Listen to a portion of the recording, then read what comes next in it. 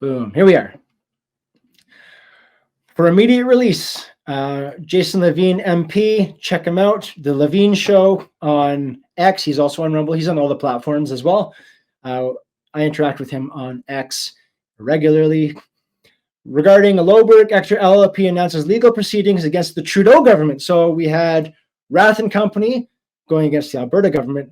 Now we have Lohberg, Ector LLP against the Trudeau government in another class action lawsuit to the tune of $35 million for the enactment of the Emergencies Act here. Let's read this. Boom. For immediate release. Today, Lohberg Ector LLP commenced proceedings in Ontario Superior Court of Justice in Ottawa on behalf of 20 victims of the Trudeau government's unconstitutional misuse of the provisions of the Emergencies Act in February of 2022.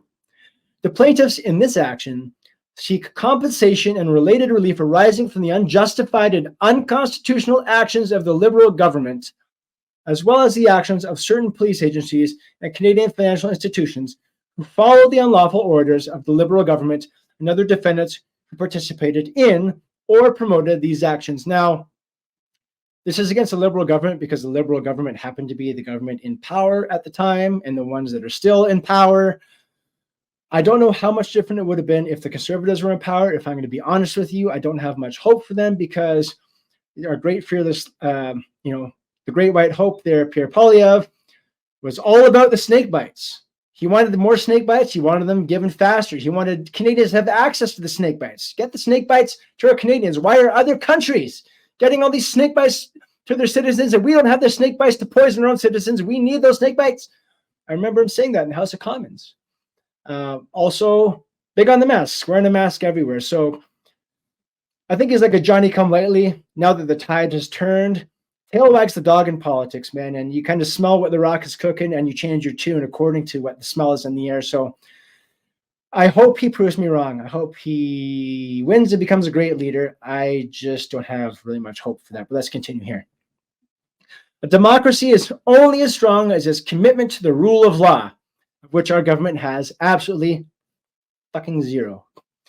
When the government decides that it's not bound by the law of Canada, the resulting unlawful actions not only breaks the law, it undermines and degrades the very democracy. Democracy, we can talk about that another time. One man, one vote. It's a flawed system, but here we go. That put the government of power in the first place.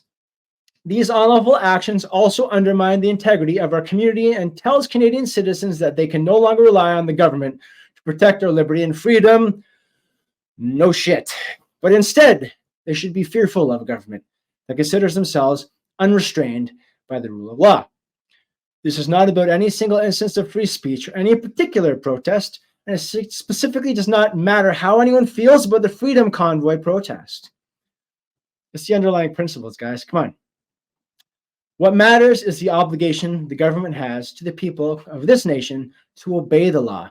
This litigation is about that obligation.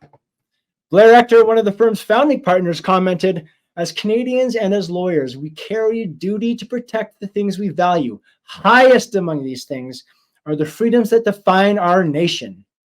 And these freedoms cannot be allowed to be extinguished by our government," which is exactly what's happened. And we've allowed it. Now it's time to make them pay, literally.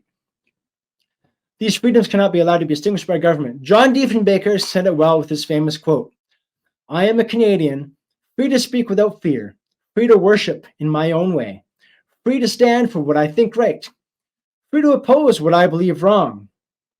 This is what Chris and I were talking about today, all during this live stream, against this during this podcast. Free to stand up against what you think is wrong. And don't you dare back down, because if you give an inch, they'll take a mile, okay? Mark my words on that. Or free to choose those who shall govern my country. This heritage of freedom I pledge to uphold for myself and all mankind. This is a wonderful thing to read on National Flag Day, by the way. These are values my firm, Blair Ector's firm, will fight to protect. And you know what? I really hope they win. I really hope they win.